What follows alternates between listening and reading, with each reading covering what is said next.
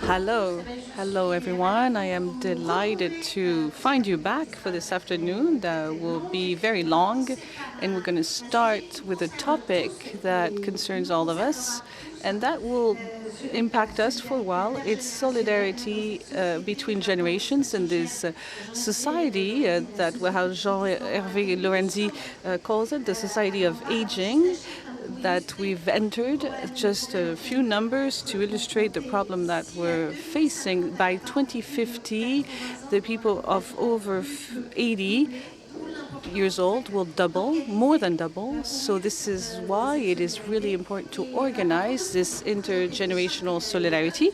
And before I introduce our 5 speakers, I will give the floor to Olivier PASTRÉ from the Cercles Économistes. Okay, well, it's not a good start because you already stole one of the figures that I wanted to share with the audience today, but you have many more. Very easy. I'm telling this for the students who are in the room because you make notes and then you will try to understand what this is all about. 4 elements of diagnosis, 4 questions, 4 solutions or leads of solution. 4 elements to have a diagnosis. One of them is that you just mentioned it, is so we take this one out. There will be 3 million people, depending people, who need assistance by 2030 within the European Union.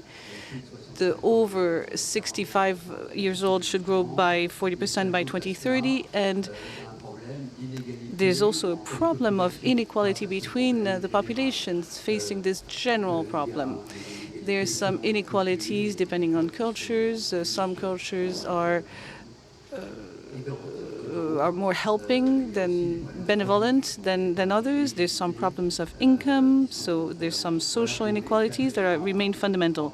So these are the 4 elements that we start with to take stock of the reality. 4 questions I would like to ask. One is intergenerational solidarity. Does it really exist? Facing individualism, the growing individualism, we can wonder, and we'll have to find an answer to that question. Second question, who must pay for it? The state, families, the collectivities. It's a real question. So I think we'll dig deeper into it later on during the session. Third question, who will be the helpers? Families, helpers who are paid for, helpers from families. How can we reinforce this intergenerational solidarity? There's a lot of work ahead of us, but there are solutions. I see at least 4 solutions, or at least possibilities. There's some that are completely stupid. When there's an economic problem, there's always stupid solutions, such as, well, we're going to build some robots in assisted living homes. When we're talking about creating physical link for these people, robots don't seem to, I know the Japanese love it, but I don't think that's the solution. So 4 tentative solutions. First one for helpers. There's 11 million of helpers in France, a lot of them being employed. Are employed carers, so professional carers, and that's where we're going to have to make a few reforms. Second series, we can think about the senior workers because they are underemployed and they could be caregivers as well. On the financing side, we're not going to talk too much about the insurance for dependent people. It's a big idea for the insurers, but I don't think that's the way to go. And I'm ready to talk about it with the insurers around coffee after this roundtable. But the fact of helping people pay their rent by getting the reverse mortgage is an option. The 4th option is companies. As far as I'm concerned, I don't consider that companies are doing what they need to do. And I think that in this field, a company has to show much more courage and determination, and this will be given back to them in a very significant way. And last option, solution, it's innovations. With the fifth branch of the social security in France that every single electoral campaign brings up, and everybody promises it, but nobody has never done anything about it. So maybe now, since nobody's promised it for these current elections, it will happen. I just will end with one sentence. I love you. I'm keeping good time. Don't worry. The house is on fire. We need to worry, and we need to act up and speed up. And ladies and gentlemen, it's up to you to put the fire out. Thank you, Olivier. Cinq débatteurs de cette table ronde. So I'm going to present to you the speakers of this round table. So next to you, Olivier, we have Nicolas Schmidt. You are, again, commissioner, still commissioner, the European Commission for Social Affairs and Insertion. Next to you, Marianne Montchamp, who's the director of OCIRP, a major specialist of aging people. You were an MP, you worked as a Secretary of State as well. You steered many committees. Next to you, Alain de CRESCENZO, you're president of CCI France. Thank you, Stacy ALGRAIN. You're a journalist and you're a founder of the Agency of Ecological Redirection. And thank you, Frédéric. You are General Secretary of Force Ouvrière. So I'm going to ask to the five of you a very difficult exercise in 1 or 2 minutes each, not more. I am ruthless with people who go over time. A question to launch our debate that we'll have afterwards, after the round table. Olivier said it very well. Intergenerational solidarity today with family, fragmented family, families, divorced families. Is it still there? Do we need to redefine everything? Nicolas Schmidt, you have the floor. Thank you. I'm very happy to be back in Aix, where I spent a few years as well, a long time ago. I would say that this theme of solidarity between generations has to be set in a bigger context, which I call the social contract in our societies. And the social contract in our society for the last 50 years has been shaken, has been challenged. And the contract intergeneration as well has been pretty challenged. And since you're referring to what's going on now in this country, but that also happens in other countries, there's a fundamental problem at the level of this social contract. In this inter or intra-generational is part of. So we need to review this social contract in our societies. From a European point of view, Europe has rediscovered its social dimension because there's no economic dimension, there's not a lot of competition within Europe, so if we don't pay attention to what's happening within our societies, it's a problem. So for 5 years I was in charge to analyze and to identify how we can contribute to bring back a European social model that is more robust through certain aspects, including the problem of this inter or intra-generational, which means from childhood until senior years. And this is not a question, and I will like to end here. It's not enough to ask if how the pensions are going to work out or not.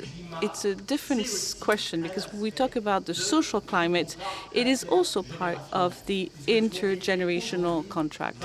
Because what we're destroying today is going to play out in the next generation. So it's our responsibility to recreate this intergenerational responsibility. Marianne Montchamp, I am very happy to be here as well. I'm going to say the same things than my neighbor. Edouard Louis wrote a book called Monique is breaking away. And in this book, he explains how his mom, who has been a victim of domestic abuse, how he helped her to leave, to break away.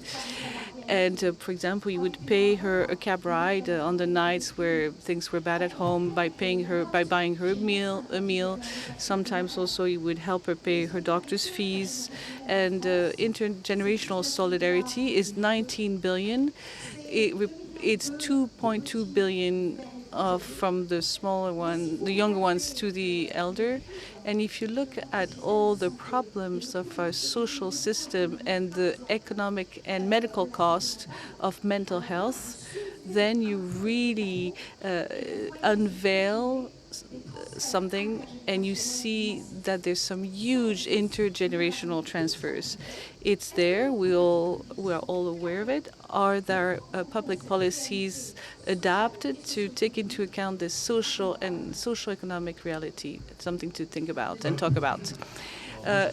I don't know if I really want to talk about public policy here, because I wonder do we really have a choice? Should we put the old people in the assisted living homes and the young ones in the street? And what I feel is that whether it's for financial reasons, for ethical reasons, I think we've gone to the limits of our system. If I look at the suffering of the elderly, somebody who's isolated has a mortality rate that is 29% higher than somebody who's not alone. So if I look at our young ones, the success rate of a young one on his secondary education in families that are fragmented of 25 lower than another one. So I think we came at the end of a system, and I don't want to try to see if it's up to the company or up to humans, but I think it's a real problem of our country. And if we don't address it very quickly, and we have tools to do that, it's going to blow up in our face, as sometimes it does. And when it does, the system regulates itself. But I feel like now we can't regulate it anymore. We have to do it quick. Stacy.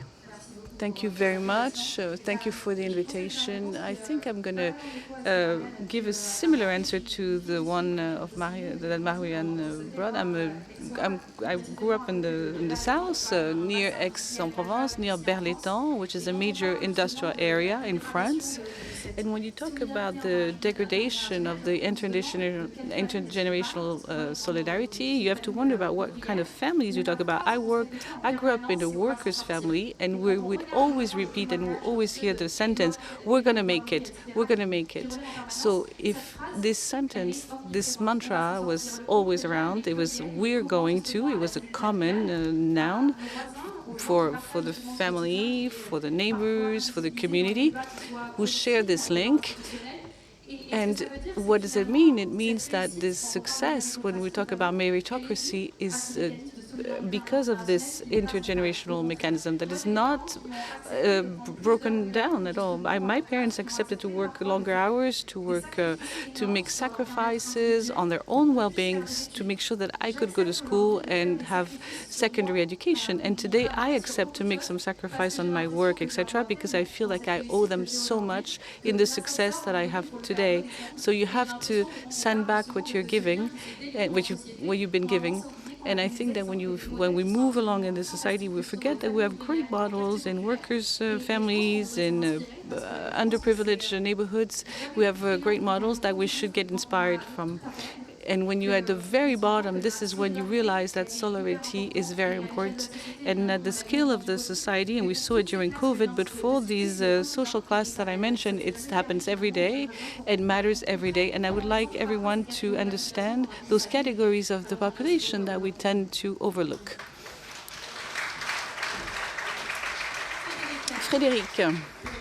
Frédéric Souillot. Public policies, and this is where we're going to disagree, must, via collective social protection and membership fees, must guarantee the intergenerational solidarity. Our collective social protection today is helping us, is taking care of us from the day we're born to the day we die. So whether we can find in between some other tools, I agree. I agree with the we in workers' families.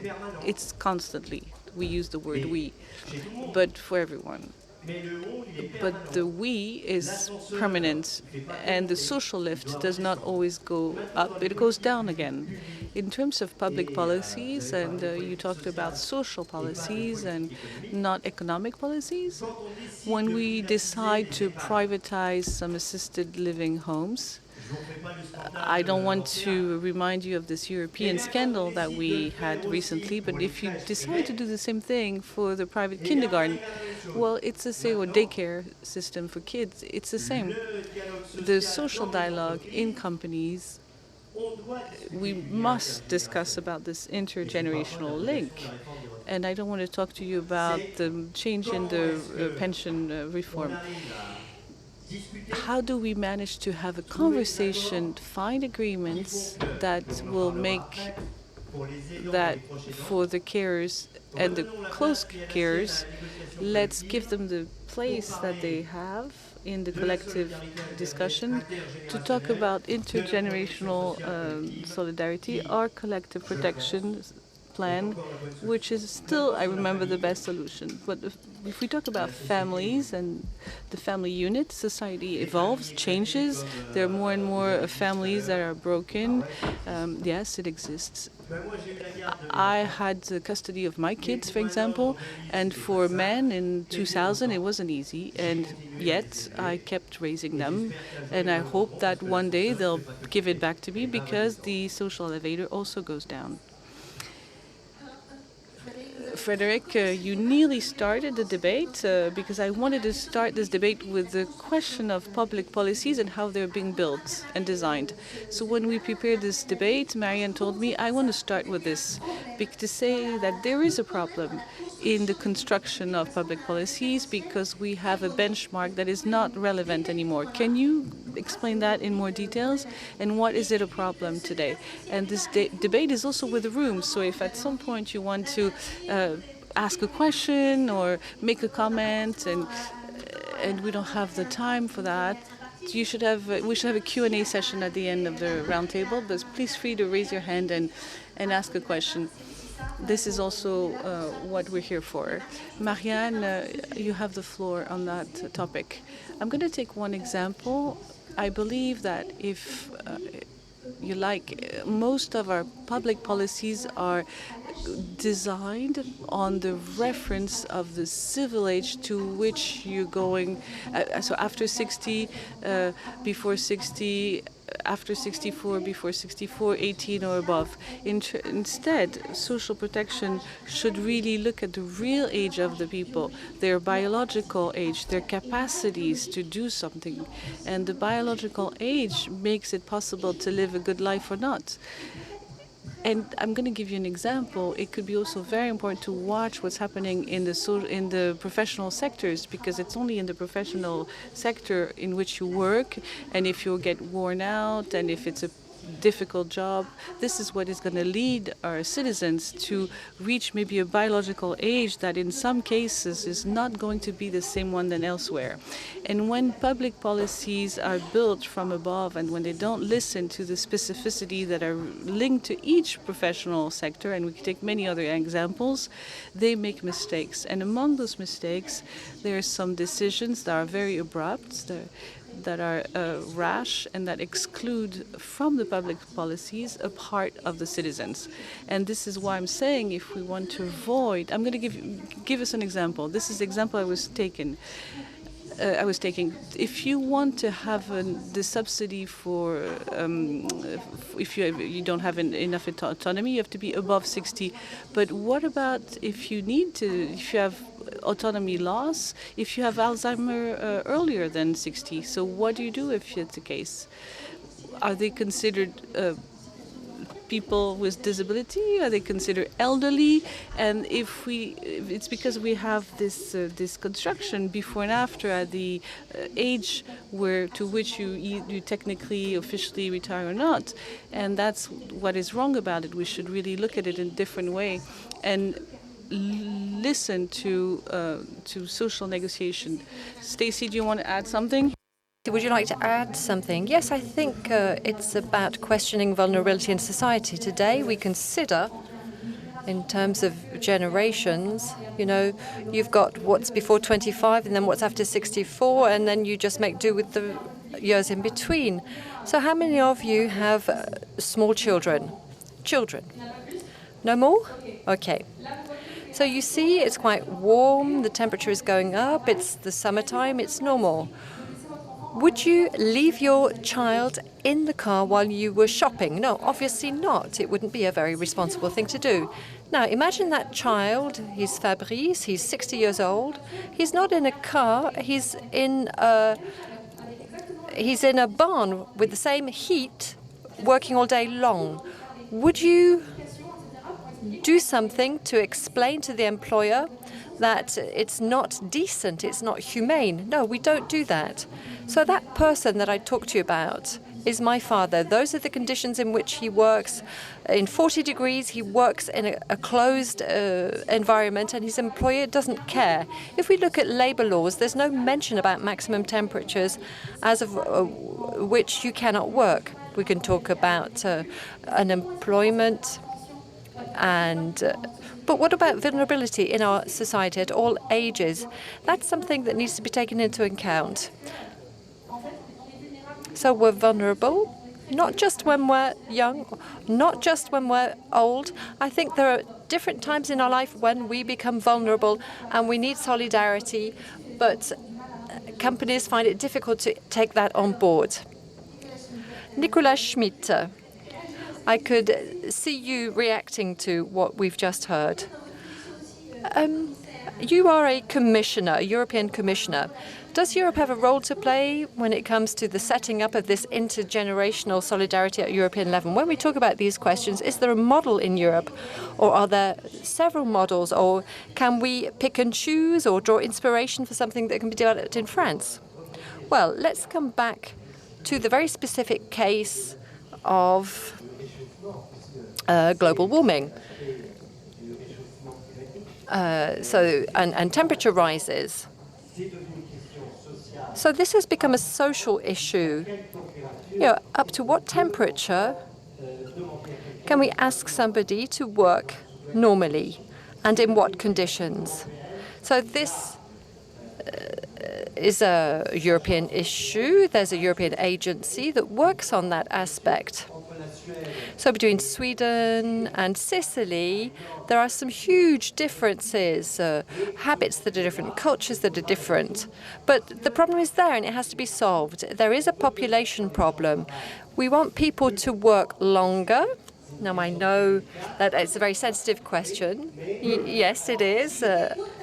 There's another roundtable discussion on retirement, but we can't let people work longer in the bad conditions. Are there any models? No. I don't believe that there is any perfect model in Europe when it comes to intergenerational contracts. There are better solutions in some countries than in others. For example, somebody referred to nursing homes. Yes, there are models. We have to move away from the nursing home model. That's the first thing. And then there's an illusion. Seniority. Is it something that you can trade? No, that's scandalous. And it's a failing of public policies. If we see seniority in this way, it's about replacing the responsibility and shifting it towards the market. Europe is part of the solution, just like it's part of the problem. Now, you told me not to be open about what I had to say. So, yes, we thought that the social issue could be traded, could be negotiated, and we've been talking about nurseries, we've been talking about nursing homes. It's a service like any other service. And so you know what the consequences of this are. So I think we have to rediscover this solidarity dimension, this public responsibility aspect, but also models that are different, because a broken society, what does it do? Well, it puts the elderly far away from society in nursing homes, and somebody is in charge of them, somebody else, and they're more or less paid for that. And that's something that's definitely got to be stopped. We've got to move away from that model. Sweden, for example, has other models. Some people are still focusing on the nursing home model, some countries. But I think the solution is, first of all, is to take the issue with both hands. So we've drawn up a report on long-term care, but we need recommendations about the quality of that care. You can't have quality of care without quality working conditions. You can't ask people to work in terrible conditions in institutions and hope that things will be okay. And many women are victims of this. So you've got the two things to take into account. So Europe can act and can work on models that are more humane, that are more balanced, and more respectful of dignity. Yes, we've just talked about public policies. I would like to talk about the role of companies. A company is also a place where there are many social relations, where you have solidarity, which is intergenerational. Alain di CRESCENZO, we talk about apprenticeship, we talk about the question of handing down knowledge and companies. How can intergenerational solidarity be organized in a company? First of all, I'd like to come back to what was said in the opening. And we mustn't get things wrong. We're all involved. We're all concerned. I have seen changes, and I can give you some figures about the over 50s in France. In 2000, it went from 12% to 20%. That's the percentage of over 50s working. And then, because I knew there would be a European Commissioner, I decided to look at where France was positioned, not just in terms of global employability, because basically that doesn't mean much. You have to be very specific in terms of employability segmentation. And I realized that we're really not doing things well. We're not good when it comes, so that there are the 15 to the 25-year-olds and above 50-year-olds. Now, I've found a reference, and I'm going to give it to you with figures. The 15 to 25s, the employability rate is 35%. In Germany, it's 51%. The European average is 37%. And if I look at seniors, and I feel concerned here, the 50 to 64s, 57% for France, 64% for Germany. So we've got 15% difference between the two. So what are the tools? So all of this, what does it mean? Well, I'm very close to a company called Schneider, and we know, and we act. In our big companies, in our small companies, we do things. So what are our enablers today? First of all, we've got a great enabler that we'd forgotten, and that is apprenticeships. I know that you are part of the younger generation that went through an apprenticeship. In 2017, we had 250,000 apprentices. In 2020, it was 500,000. And what we're saying is that we're still far from 1 million that they have in Germany, and that's why the employability rate is different. If we take seniors, you know the initiatives that have been carried out. We've got a seniority score, we've got a lot of awareness raising that's been going on, and the tool says that we really need to maintain our seniors in companies working. And then there's this magic, which doesn't cost anything, but we forgot about it, and it's sponsoring, mentoring, providing 130,000 apprentices to companies. What are they provided by? They're provided by the system, but what we need is mentors for those. What's important is retention. So you need to have mentors, mentorees, and then you can have something that's 15%. But we're seeing mentorship as a relationship where you have somebody who is old and somebody who's young. But we can have reverse mentoring, where we have young people mentoring older people, and the results there are extraordinary. And this is what you can do in companies. But that's when we would be able to start doing something. And then there is corporate transmission. Let me give you the landscape. 25% of companies today are managed by people a bit like us, not you, madam, but 55 to 60 years old. If we can't find a system to make sure that companies are taken over, we'll be killing 20,000 companies a year because nobody is there to take them over. If we don't find a system, so we've got in 10 years' time, we'll have a stock of 800,000 companies that will die. So what we're doing here is we're trying to create spin-offs. In our Chamber of Commerce, it's a priority. We're champions when it comes to creating companies. We created 1 million last year. So it's good creating companies, but allowing them to last and over time is even better. So we've got all of these initiatives that exist today. I'm just going to remind you of something that motivated me, even if I saw it as the boss of a company and the boss of a Chamber of Commerce. Why do you believe we went from 300 to 500,000 apprentices? Because we explained that the sector was one of excellence and that there was public money invested. Yes, it was an investment. Yes, there was an investment. So when public money is used, you can create more jobs for those young people. And that's why it's a good investment. So to conclude, nobody can extract themselves from this situation. It's a subject that covers everybody, and companies are on the front line because they are employers. 30,000 employees concerned. There are systems that exist, and let's keep those systems. Let's ramp them up. And if I can just make one last point, we've got some great apprenticeship results. We've got terrible results when it comes to vocational lyceums or secondary school. 30% of young people coming out of vocational training find work, and that's all. So what I suggested to the government a few months ago, we'll see what happens in the future, I talked about taking a sidestep.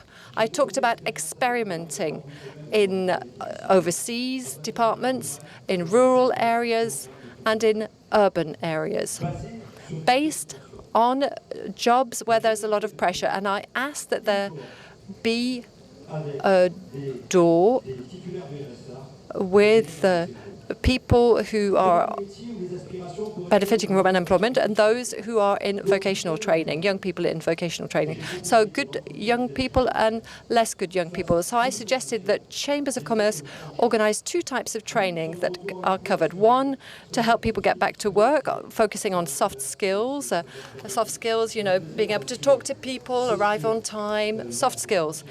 Yes, and then a professional training program. And then we would see how the experiment would go. And I hope that one day a government will say, yes, let's do that experiment. Frédéric, I wanted to hear you about the question of mentorships and apprenticeships. It's also part of solidarity in companies, no? Yes, apprenticeship, yes, all well and good. And I know what I'm talking about, obviously. However, but not at any old price. Public aid, okay, for facilitating apprenticeships, but we have to talk about the conditionality for providing companies with public aid. You can have, what happens is that apprentices, they are trained, they have a CV, they have a diploma, and then they are told you're going to find work. Whereas, you know, often cheaper apprentices are then taken on. So it's good to think about how to capitalize on them, how to use them for the value that they represent.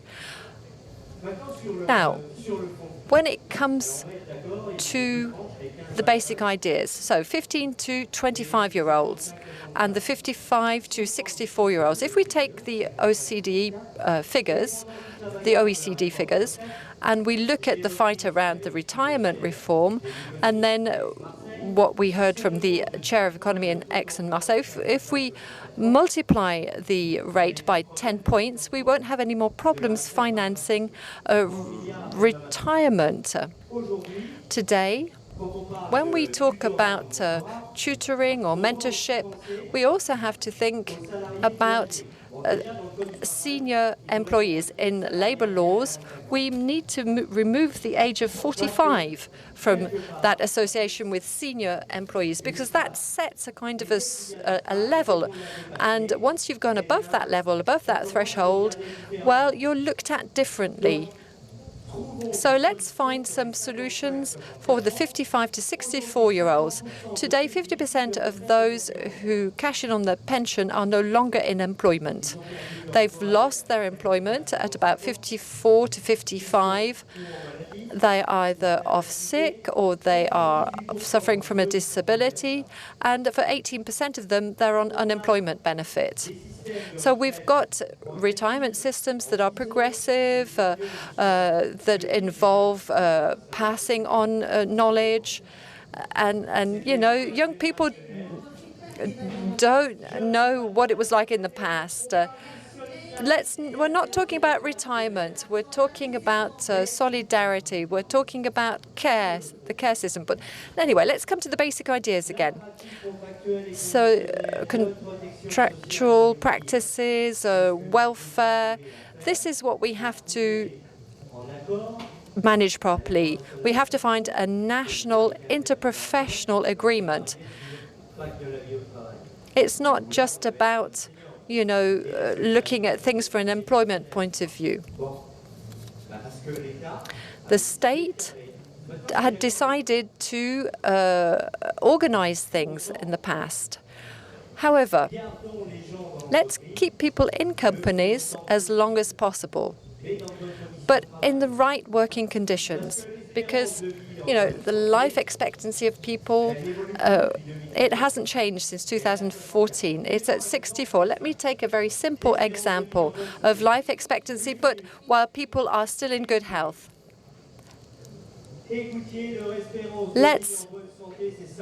So it's 52 years in some countries, but we're talking about retirement at 52 years of age, but that's wrong. So we should be involved in that, not the state. I'd like to talk about a real subject now. Did you want to add something, Olivier? Did I not talk about a real subject? No. No,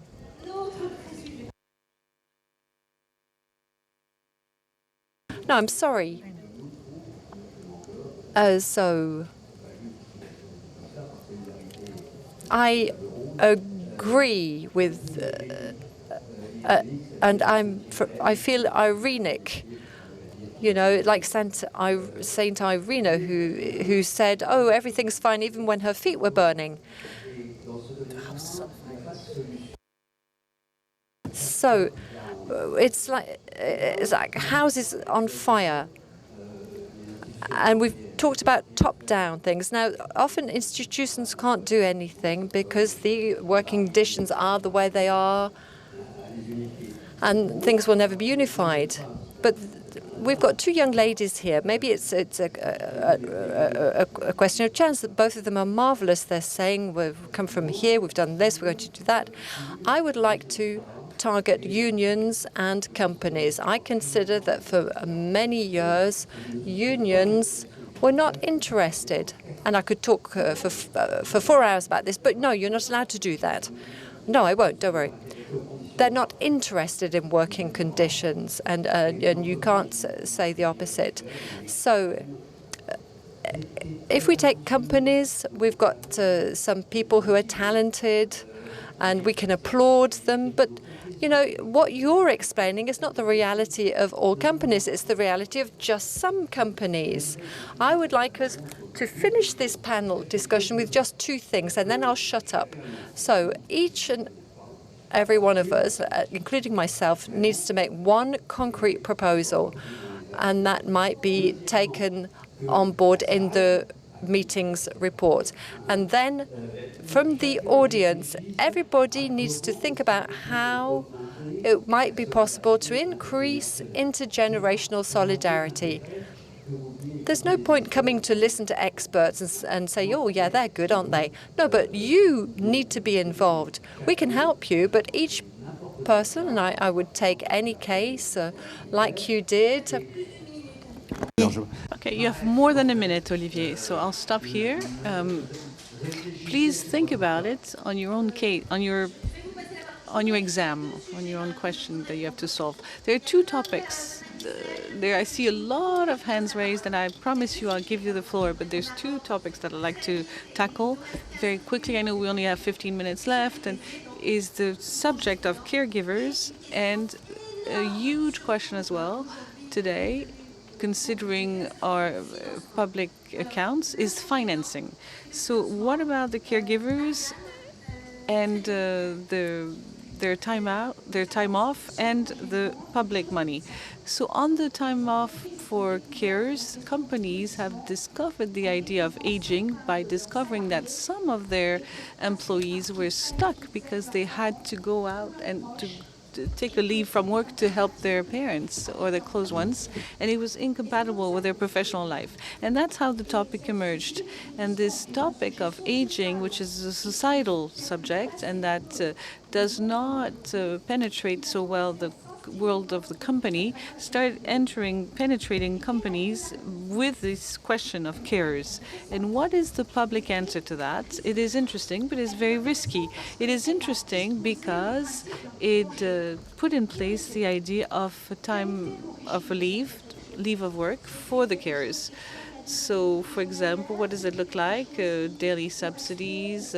Is it like a leave of absence that you could give to an employee who just had a child, for example, a baby? And that's how we decided to build this leavers of absence for carers. And this is, what does that bring to society? It brings the employees to remember only one thing, is that they are invited eventually to take a leave of absence and leave their jobs to replace somebody who should be a caregiver, a professional caregiver. In some cases, there's no choice. It's the end of life of a close one, of a parent, and you have no choice. But it would be good to have the choice. To means that if you don't support the people, the weak ones, the elderly, to be protected by a social system, what does it mean? It means that it's going to be up to the workers to pay for all that, and they'll be nicely invited to take a leave of absence so they can help their close ones. And it's probably not good not to have a choice. And if it happens, if it falls on your shoulder and you're employed in a company, the question is, well, how do I do it? How do I find solutions to get some help at home from my parents? And this is not at all implemented today. We're trying to invent a model which is a model of orchestrating the answer, and to help people. And there's one sector of activity which is dramatic, is the sector of well-being and assisted living, because you have some carers who are making 890 euros on average a month, and they have to make a choice between helping their elderly parents or keep their job. You know what they choose, honestly. Well, it's quite easy to figure out. I leave my job because I don't make anything, and I help my close ones. And at the same time, in assisted living homes, 80% of temp workers, because we don't find resources to address the need of helping people who are becoming dependent. So this is another illustration of lack of public policies.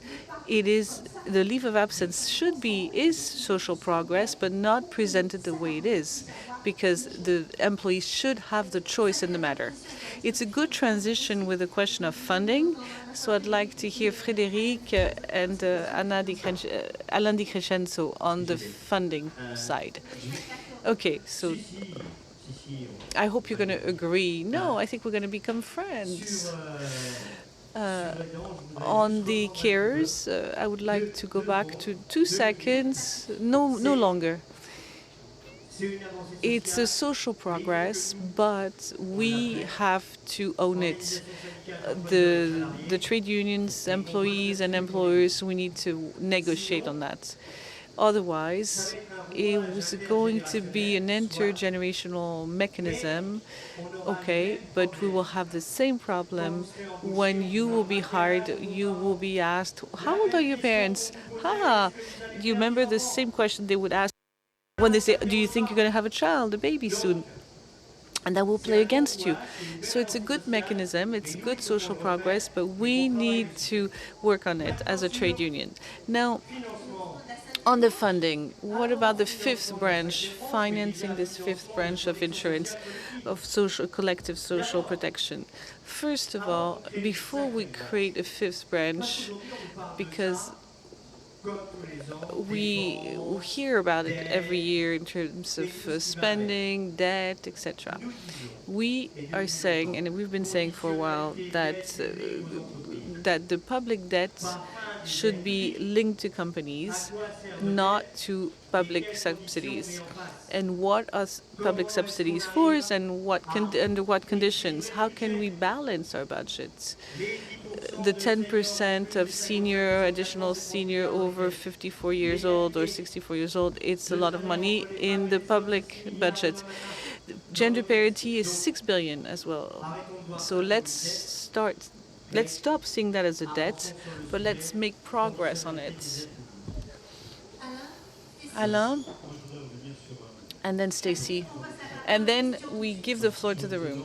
I would like to go back on the caregivers. The device is not well known by companies. I'm not talking to you about the 6,000 biggest companies, but the action that I have within the Chamber of Commerce is to train and educate the companies. 6,000 of them know about it. 4.5 million don't know anything about it. So this is in my program to train on the system that are available today. On the financing, I am not a trade union, and I don't negotiate, and this is not what I'm here for. This is not my capacity, so I just worry for the SMEs in France.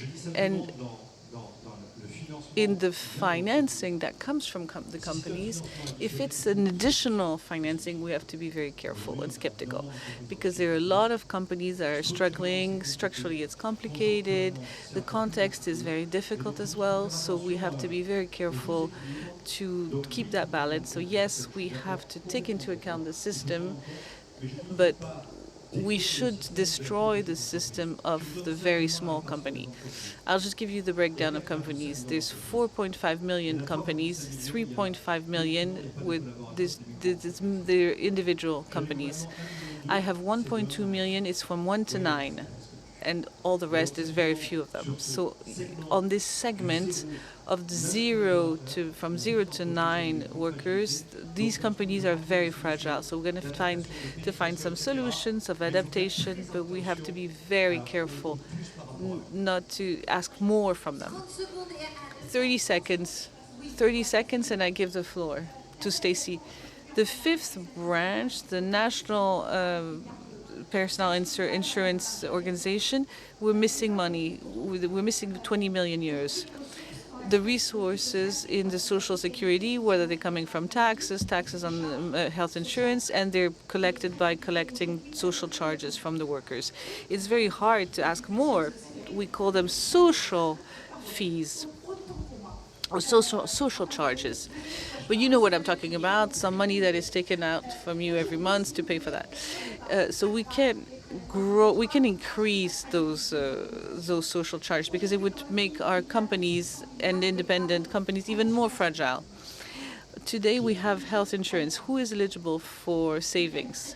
There's a very big inequality in access to savings, and part of our citizen cannot save money.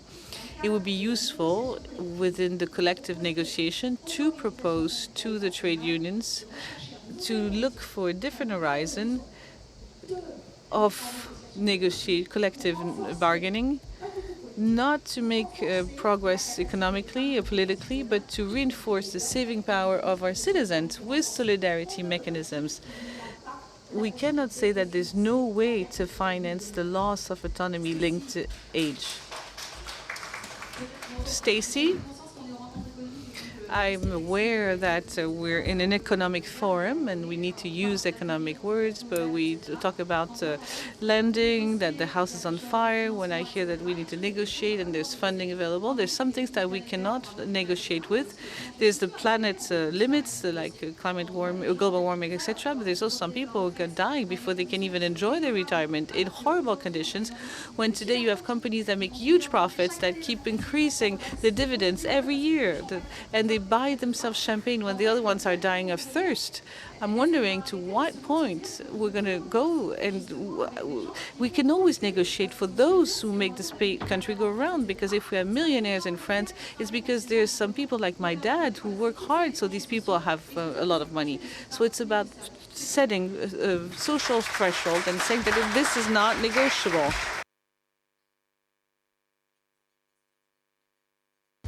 First question.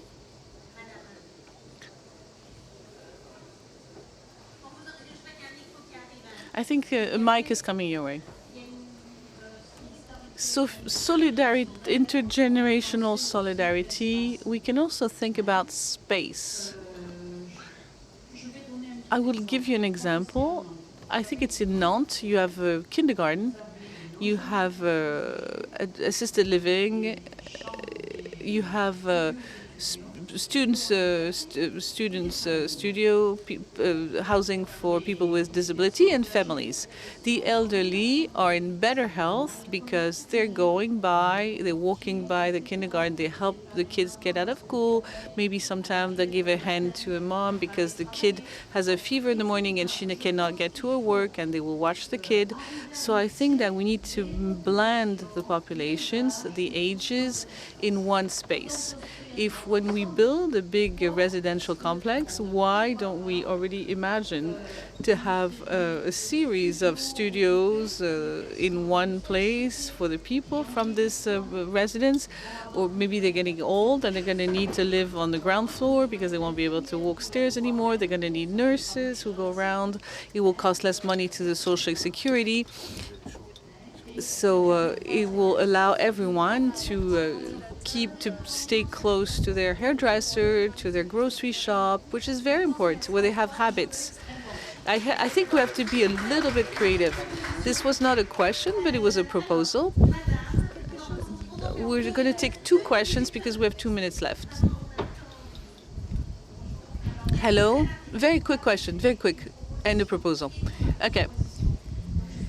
I am faced with a double problem that was raised at this roundtable, which is on the one hand, the leave as of 45, 50 leaving the company, because I was the communication director for about 30 years, and as of 45, we're basically nicely asked to leave or kicked out. And the second issue is for the young people who are doing professional trainings, like internships, etc., and who couldn't find a job.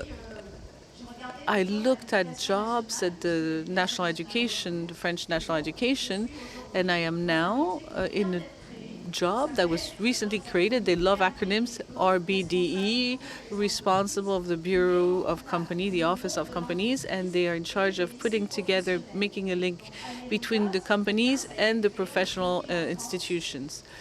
So it's beautiful, but I'm working with 2 professional high schools, and it's very difficult for me to find some internships because we have some students of 1st and 2nd year So 4 internships and 6 for, depending on the year. They are between 15 and 18, the kids, and the companies cannot hire an intern before they are 18. So my proposal is create maybe a label for the companies that want to the labels such as I hire interns, and why not try to change the companies, the regulations of companies, by accepting that some interns can be hired before they are 18 years old, because that means thousands of interns who need to find internships and they can't because the regulation doesn't allow for it. A question or a proposal? A question? Very quick. And a very quick answer. Hello, my name is Alexandre Pastor. I work with young people. I'm very surprised that not to see many young people on stage, first of all, because you're talking about intergenerational solidarity, so there should be more young people on the stage. Well, the Rencontres Économiques d'Aix-en-Provence are promoting youth and the young ones. No, but go ahead. Please ask your question. So what kind of role do the associations play? It's the association that look after the younger one and the elderly, and we only talked about the economic world and companies, but we should also find our solutions with the associations. Stacy, thank you, Alexandre. I know we know each other in real life, and thank you. Ah, that's why. No. When we have 5 people on stage and we have only one that represents the youth, it's the same question. Then we have a question on women. You know, if you're the only woman, the question is going to come to you. So on the question of associations, I completely agree. And this is what happened with the pension. I was told it's not the place to talk about it. When we push people that are elderly to work longer, we forget that they are the ones who make this, that feed the associations and promote these associations. So we have to wonder as well, when do we have free time to commit in society and to try to fix what's not working? And the more we move in time, we advance in time, the less time we have to commit to that. But what free time can a worker have? So Marianne, if you want, let's continue this roundtable over coffee. I just wanted to answer to the gentleman that one of the challenges for age, with people age, is the elderly are not represented.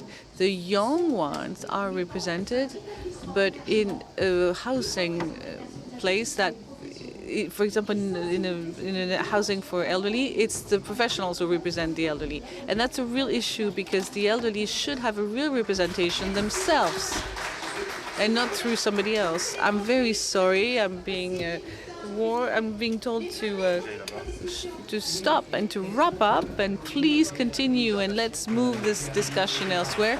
Can we please thank Béatrice who moderated this debate? And don't worry, when we're your age, we also felt that we're not represented enough.